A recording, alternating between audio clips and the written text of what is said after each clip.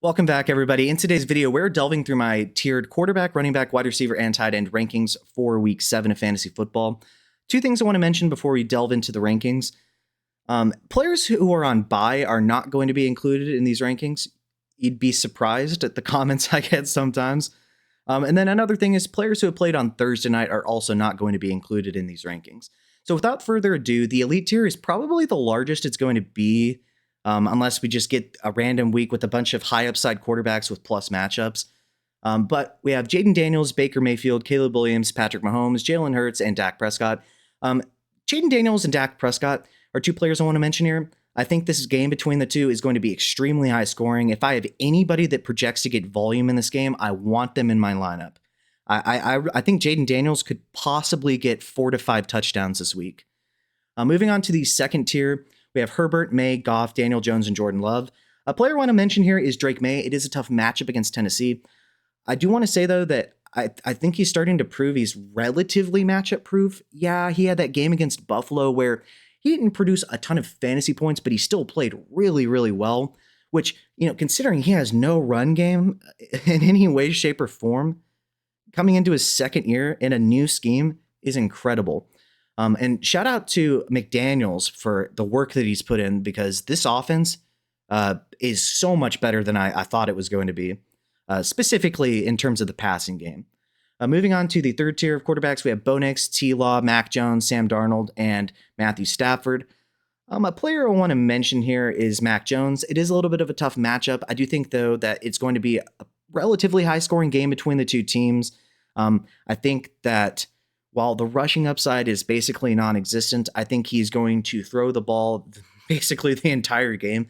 And I think Christian McCaffrey especially is going to go off in the receiving game and provide us with yet another ridiculous floor and ridiculous ceiling game. Moving on to the next tier of quarterbacks, we have CJ Stroud, Bryce Young, Spencer Rattler, and Kyler Murray. So with Kyler Murray, he is questionable. I'm thinking he's going to play. Now he's playing through injury in his foot, so I am a little bit worried about the rushing upside. But unless you have one of these guys that's ahead of him, it's kind of hard to sit Kyler unless, just play it by ear, in my opinion. And then the next tier, we have Justin Fields, Michael Penix, Jackson Dart, and Carson Wentz. With Justin Fields, he's going to be without Garrett Wilson this week. It's not the worst matchup possible, but without really the only wide receiver that's worth anything in the offense, and basically relying on Mason Taylor and Breece Hall, I'm very low on Justin Fields. But I do think that he provides you with a rushing floor at the very least, to where I'd still have him ahead of the guys below him. And then in the final tier, we have Tua, Geno, Dylan Gabriel, and Cam Ward. With Cam Ward, I feel bad for him because I think he's playing relatively well considering he has no run game, no pass protection. The receivers are terrible. His coach was just fired. I hope he has the mental fortitude to make it through this first year. You got to feel bad for the guy because he's a really good dude too. But I do think better things are coming for him. It's just probably not going to be this year. Moving on to the running backs. In the first tier, I have Bijan, McCaffrey, Jacobs, and Taylor. With Josh Jacobs, he's coming off 2 massive performances. I think we get a third one with multiple rushing touchdowns en route to a decisive Green Bay victory over Arizona. Moving on to the second tier, we have Judkins, Gibbs, Achane, Dobbins, and Kyron. You might be a little bit surprised with J.K. Dobbins. I think this is a smash spot. I think he's going to be efficient. I think he scores. He has been a touchdown machine this year, and I think he is a must start. In the third tier, we have Barkley, Hall, White, JCM, and Javonte. I want to mention with Breece Hall, Garrett Wilson's out. My take, what I think is going to happen is I think they are going to feed him before they're trying to trade him. And so I think he's first of all going to get massive volume. But without Garrett Wilson there, I think he sees a lot of work in the short passing game. I mean, a lot. So I think he is a very high floor player, and I do think he scores this week. I just don't think he's necessarily that efficient with the immense volume that I think he's going to get, if that makes any sense. Moving on, and Ja'Cory Krosky-Merritt, another player I want to mention. This is a plus matchup. I think he's going to be efficient. I think there is a lot of touchdown opportunity. And once again, I want skill position players and the quarterbacks in both of these offenses if they're projected to get any semblance of volume, right? In the next year, we have Genty, Vidal, and Etienne. With Genty, I want to caution people that while I still think he's going to get plenty of volume, I think he's going to be involved as a receiver, which gives him, I think, a high floor. I do worry because Gibbs and Montgomery both struggled this past week against Kansas City. And so while on the surface it appears as though, and it's true that Kansas City as a whole on the season has given up running back production, they are coming off a week where they were very stingy against what is an elite run game. So just want to mention that. And the next year we have Mason, Montgomery, Swift, and Kamara. With Montgomery, I think that, like I was mentioning, while he did struggle last week, I think this is a return to being efficient, and I do think he scores a touchdown against Tampa Bay. And the next year we have Scadaboo, Dowdle, Stevenson, Walker, and Chubb. With Rico Dowdle, he's not going to face the worst run defenses ever assembled every week, along with getting all of the volume. I do project the return of Chuba Hubbard. So I think it's going to be a split backfield. I don't know what the split's going to be, to be honest with you. I do think that they give the lead to Rico Dowdle, but just please keep your expectations tempered because, once again, he's not going to get all the volume, most likely. I couldn't imagine because they paid Chuba, and Chuba's an okay running back, but also a very tough matchup. Not a bottom two or not a bottom two run defenses like he's played the last 2 weeks. So just please be careful with that. The next year we have Pacheco, Marks, Harvey, Sharbs, Spears, and Algier. With Woody Marks, there's definitive talk from D'Amico Ryans that he is going to get more. He's going to get Woody Marks more involved. I think he's going to be a very high floor option. But I do think that Nick Chubb is going to steal the rushing touchdown this week. And then in the final tier, we have Henderson, Pollard, Hubbard, and Bam Knight. With Henderson, I want to mention that he was twice as efficient as Ramondre this past week. The only issue is neither one of them was efficient. The run blocking is horrendous. There was a graphic I saw where the Patriots have a negative EPA, expected points added, running literally anywhere besides directly behind Will Campbell. Wow. So I think that he's a high floor guy because I think he's going to get about 10 to 15 touches total, and a couple of targets with that volume. But just keep in mind, and I do think a breakout will eventually come. I think he's a talented player, and it's just a shame that we haven't been able to see what we saw in the preseason yet this season. And I want to give a special shout out to my Patreon members. Thank you to Big Hunt, SP, Mage Jack, Infamy MTG, AOYOB, and The Dawn. Without your support, this would not be possible. As you're probably well aware if you've been watching my videos for a while, I cannot get monetized because of the film breakdowns I do, and even just the little videos I have where I have clips of plays in them. They get demonetized every single time, making it, therefore, impossible to collect any revenue. So, obviously, your support is greatly appreciated. And if you are so inclined to become a member, the perks would be you will get access to a private Discord where we have both a real life and fantasy football chat, as well as a voice chat if you just don't want to have to type a bunch of stuff. I'll also give you detailed roster breakdowns and roster reviews where we talk about the strengths and weaknesses of your team. Then we kind of break it down further by looking into the scoring settings themselves and the starting lineup requirements to help you build the best team to help you dominate for years to come. In both Dynasty and then in Redraft, obviously, I'd help you with a good, solid game plan, especially if you know where you're drafting from. Then also give you detailed trade advice based on your specific league settings to help you dominate. Also give you access to private live streams and the ability to not only see videos at least one day early, but also the ability to suggest videos that you would like to be created. So if you would like to support the channel, I would really appreciate it. If not, just please like and subscribe. Let's get back to the video. And moving on to the wide receivers. In the first tier, I have CeeDee Lamb, Drake London, and Amon-Ra St. Brown. Like I mentioned, I want skill position players that project to get volume in the matchup between Washington and Dallas. I have CeeDee Lamb as wide receiver 1 with Puka out this week. I think he dominates and is an absolute must start, obviously. In the next tier, we have Jay Jettas, Rice, Collins, Adams, BTJ, and Rome. 2 players I want to mention here. Rashee Rice, I think he immediately goes back into his wide receiver 1 role. In the preseason, he looked explosive. I have no concerns in any way, shape, or form, and I think you get an immediate volume-driven elite wide receiver 1 for the rest of the season with Rice. Then with BTJ, I thought his breakout was going to be 2 weeks ago. He had the best game of the season, but 12 points or so was whatever.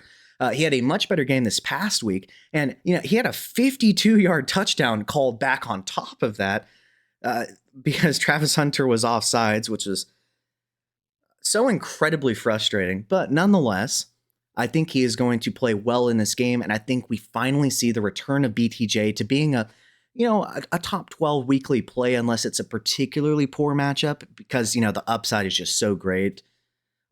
Then with the third tier, we have Sutton, Samuel, JSN, Johnston, Waddle, Evans, and Kendrick Bourne. One player I want to mention here is JSN. I think he still has a fine game, but Derek Stingley is no joke. I think he follows JSN, and I do think it limits his ceiling this week, but it's JSN. He's awesome. You're starting him. The next tier is going to be Golden, Diggs, Olave, and Moore at the bottom of the left part and the top of the right part of your screen. I want to mention DJ Moore here. I think he scores in this game against New Orleans, and I think we finally, once this offense starts ramping up a little bit, I think we finally see the return of being able to start multiple receivers. And if anything were to happen to Rome Odunze, I think DJ Moore would be a massive high upside play, as well as Burden. And the next tier, we have Devontae Smith, Pickens, MHJ, Myers, and Worthy. With George Pickens, we have the return of CeeDee Lamb, so that's going to relegate him to the wide receiver 2 role. I still think that he's a great play. I think he's a wide receiver 2. It wouldn't shock me if he scored a long touchdown. He's been a prolific touchdown scorer this year so far. Very talented player. In the next tier, we have McMillan, Dobbs, Brown, JMO, and McConkey. I want to mention McMillan here. He did save his fantasy day by having 2 touchdowns this past week, but the receptions and yardage were limited. He has a matchup here against Sauce, kind of a very tall, lanky, quick, fast cornerback. I do worry about that, so I have him a little bit lower in these rankings this week, but he should still be the wide receiver 1 and get enough volume. It's just I question the effectiveness based on this very tough matchup. And then in the final tier, we have Tucker, Pittman, Tez, Keenan Allen, Jordan Addison, and Wan'Dale Robinson. With Tez, as I'm recording this video, it's been reported that Igbuka was back at practice and looked okay. We'll see about that as to whether he plays this week. As of right now, I don't have Igbuka playing. And so I do think that Tez is going to be the play besides Mike Evans, who I have much higher, for obvious reasons, as a potential flex high upside touchdown threat. But if Igbuka plays, do not start Tez Johnson. And then I'd probably have Igbuka somewhere around that 10 to 16 range, right there with Evans, because I think they could both dominate in this game. And I do think that there's going to be quite a bit of volume necessary in the passing game for Detroit. And I think that only bumps up Baker Mayfield. So yeah. And Trey Tucker, while yes, that 40-point game is obviously helping him, he has been a consistent high floor player for us so far. So I do think that he is becoming a weekly safe flex bet for you guys. And finally, moving on to the top 24 remaining tight end rankings. So in the first tier, I have Trey McBride and Tyler Warren. I think these two are the clear-cut elite options this week and are obviously must-starts. In the next tier, I have Laporta, Kittle, Kraft, Ertz, and Fannin. 2 players I want to mention, George Kittle. I want to see in his return from injury before moving him into the for sure elite tier tight ends. With the reports are that he'll be all systems go. I just want to see it. I still think that he's one of the best plays because the tight end position is pretty hard to judge, and he has the pedigree, obviously. But Fannin, with Njoku being out, I think Fannin sees a little bit extra volume in what is a very good matchup. And I think all of these top 7 guys are fantastic plays this week. In the next tier, we have Otton, Ferguson, and Kelsey. 2 players I want to mention, Cade Otton. So I have Cade Otton as my 8th ranked tight end with Igbuka not playing. If Igbuka does end up playing, I think that moves Tez Johnson down quite a bit and then does also hurt Cade Otton. But I still think that there's a ton of touchdown upside in this game because I do think it'll be rather high scoring between the 2 teams. And then with Ferguson, he gets demoted quite a bit with the return of CeeDee Lamb. So he's really the 3rd option now as opposed to being the number 2 option. In the next year, we have Henry, Mayer, Goddard, Waller, and Pitts. with Darren Waller, he has scored in every game he's played so far. It's getting hard to, you know, sit him. I do think there are a couple better plays this week because I don't like relying on the touchdown because touchdowns, you're just not going to score them every week. And really, if you take away the touchdown any given week, he hasn't been performing incredibly well lately, but obviously still a very solid play for us. Then Ingram, Taylor, Gadsden, and Theo. I want to mention Mason Taylor here.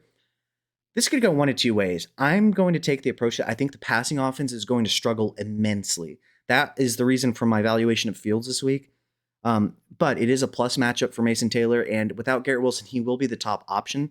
I could see him being a high volume, very inefficient play this week. That's possible. But I could also see him getting absolutely smothered because you don't even have to worry about Garrett Wilson this week, man. I mean, you just have Mason Taylor and Breece Hall. So I am a little bit lower because I do think the whole offense is going to struggle, specifically with the passing game. But I do think that Breece could be a solid play. And finally, in the last tier, we have Schultz, Hawkinson, Barner, Sanders, and Loveland. I want to mention AJ Barner. He has also been kind of a touchdown play, sort of like Darren Waller, but a little bit lower upside generally. I think better things are coming for him as he continues to increase his involvement in this offense. Although in this specific week, it is a tough matchup.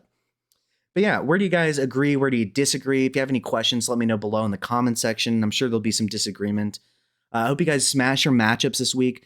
If you would be so kind, once again, feel free to subscribe to my Patreon. I do film breakdowns and I get demonetized and I can't become a YouTube partner. So if you would like to support the channel, I'd appreciate it. If you cannot or do not wish to, that's fine too. If you could just like the video, subscribe, share it with somebody, I'd really appreciate it. So once again, I hope you guys smash your matchups. Thanks and have a good day.